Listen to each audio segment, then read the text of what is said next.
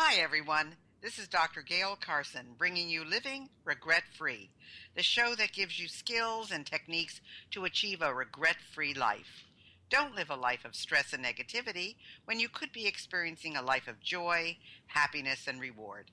Our guests all have valuable tips to make your life a better one. Well, we have a wonderful guest today, June Cline. And I'm sure many of you know people who could use more humor and happiness in their lives and at work. And June Cline is a certified speaking professional, is the Southern sassy and savvy Harley riding humorist, passionately showing people, teams, and companies how to experience just that through her keynotes, workshops, internet podcast, and one-woman show. President of the Center for Laughing and Learning, where ROI meets LOL, June has shared her research and expertise using the power of laughter to boost company morale, engagement, and the bottom line. The return on investment of laughing out loud with colleagues, clients, and those for whom they care are measurable in retention, loyalty, and trust. Welcome, June. God, she sounds brilliant. Yes, she does, and I know her personally, so I can attest to that. How are you, Dr. Gale? Oh, fine, fine. And I've seen snippets of this. Haven't seen the whole thing, but I've seen snippets. So tell us a little bit about your one-woman show, Make It a Great Ride, and how you came up with the show and the title. Well, I think I've always been a closet comic, Dr. Gale, and the older I got, it's that living with no regrets thing we're talking about. I decided about a year and a half ago, if you're ever going to do this thing, this one-woman show that's been in your brain forever, it probably needs to be soon. And I thought, I'm going to do this. So I started talking and told one of my girlfriends, I think I'm going to do a one-woman show, and I'm just going to pull out all of my content. And she said, girlfriend, you've never had any content. What a compliment, right? What a friend. So I unfriended her right there. Not on Facebook, like to her face. And I thought, if I take all these funny stories that I've collected over 25 years and look at the bumps in the road, and of course, I ride a Harley, and so the idea came from everybody faces bumps in the road, but we still have the opportunity to make life a great ride. And so that's exactly where it came from. Well, it's interesting. You talk about collecting stories, and I think that's a key that a lot of people don't think about. When something happens to you, write it down, because you will forget about it. And sometimes I will look back at some of the things that I've written, and I don't even remember it happening to me. So one of the things that you can do for humor is take these situations that happen to you, write them down, and then just go back and read them sometimes, and you'll have a nice little chuckle about them. But you also talk about IMO'S, which are called idiot moments, or mistakes or missteps that all of us make, and many of us spend time regretting them. So how do you help people let go of guilt and shame? I mean, most of us always feel guilty about something. So what about the shame of making mistakes? Well, I love where you went earlier with the write it down, and most of the time you don't even remember that you were there, much less the funny of it. That itself can be an IMO, and most of the time, I call them IMOs, idiot moments, and they're those embarrassing moments where you just did something so stupid you can't even believe it, and usually it's in front of others, and it can be a lot of shame and embarrassment around that.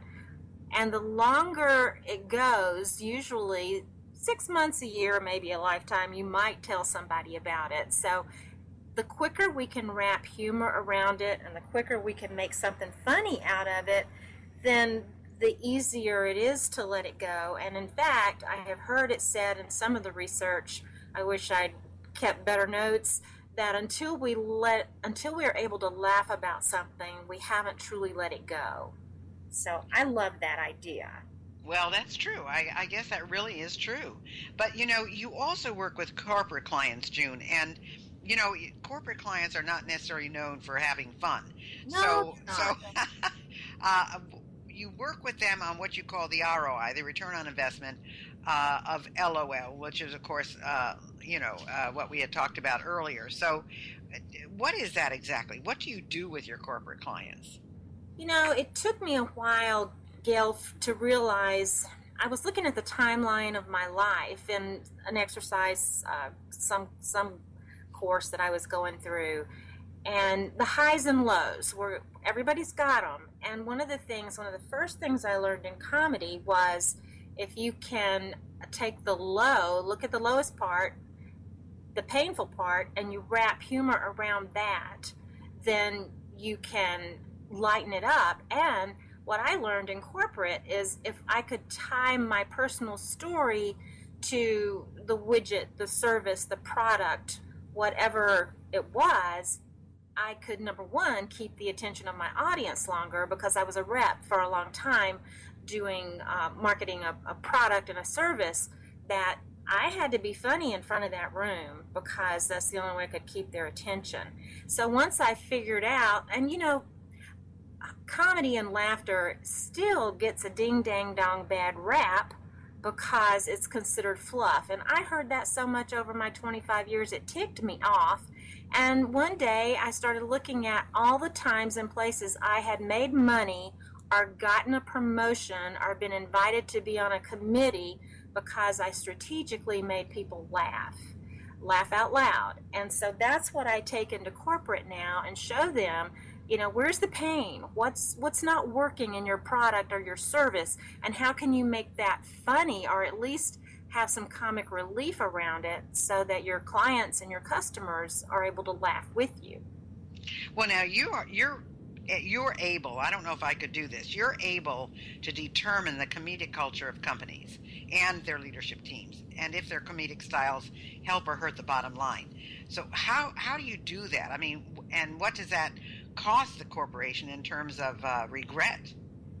Well, it cost a lot, and what I've discovered, especially, it's only been the last couple of years that I have made my comedic quadrants a core piece of my keynote.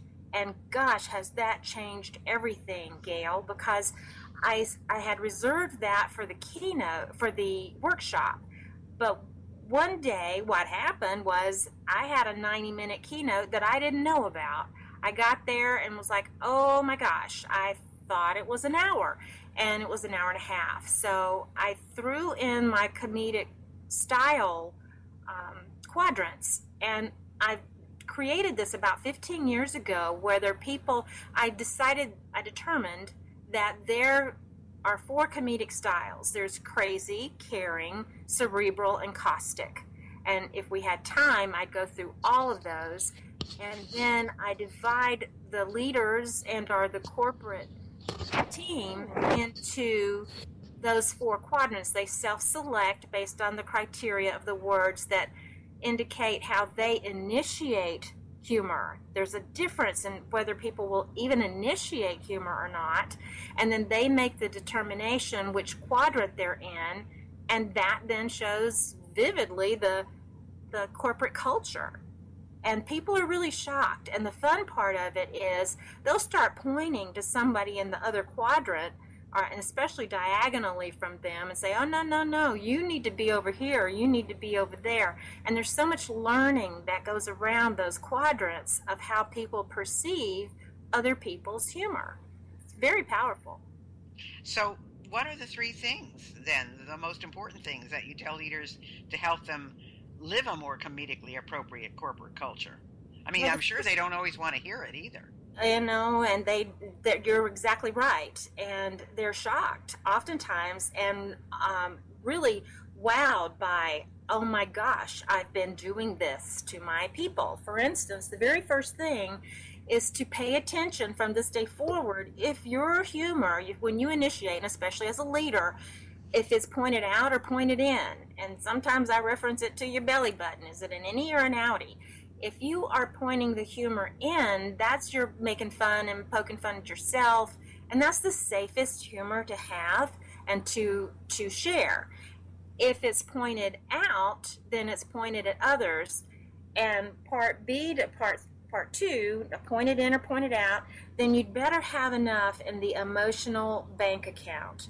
One of the biggest all-time life lessons I learned was from Stephen R. Covey, who talked about the concept of the emotional bank account 20 years ago, the first time I'd ever heard of it.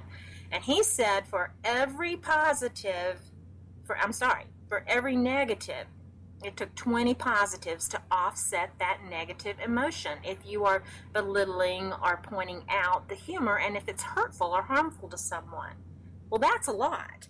So number one is to know whether you're pointing it out, pointing your humor in or out. Do you have enough of an emotional bank account for that person or team to handle it? And then number three is what I call, do you have a dog in that hunt?